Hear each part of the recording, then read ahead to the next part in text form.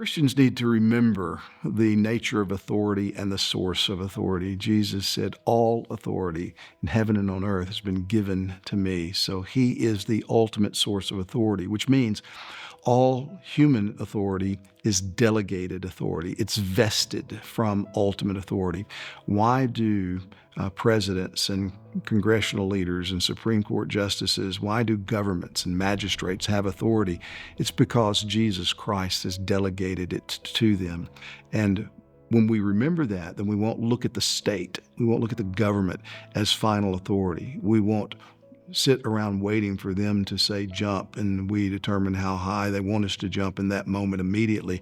Rather, we will recognize, no, they have a lane that Christ has ordained for them to stay in, and he's given them authority to exercise in that lane. And whenever they get outside of that lane, then they are violating the very source of authority that has delegated to them their responsibilities and authority. And we who know that are to teach them. We are to call them to remember that there's a God in heaven to whom they will give an account one day. So when the government says you can't meet as Christians, or you can't say these Christian things, or you can't teach these points, we just have to simply, respectfully say, I'm sorry, magistrate, but the authority that we bow to ultimately is greater than yours. We're going to obey God rather than men. Daniel gives us a great example of this. He continued to pray, even though the people plotted specifically so that when he prayed, he could be arrested and thrown into a den of lions.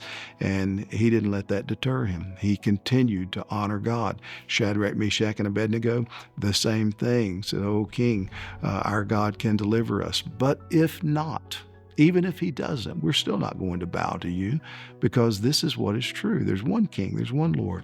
So as Christians, we must understand the nature of authority, that all human authority is vested. That's true not just of the government, but that's also true of husbands and fathers and elders.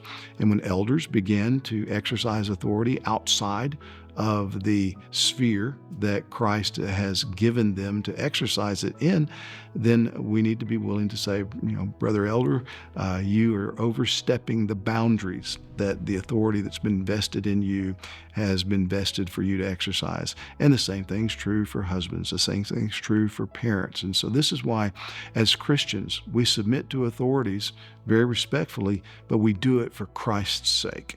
And whenever those authorities begin to demand what Christ has not prescribed for them to demand, and they abuse authority, they become tyrannical, then we have not only the right, we have the responsibility to resist it.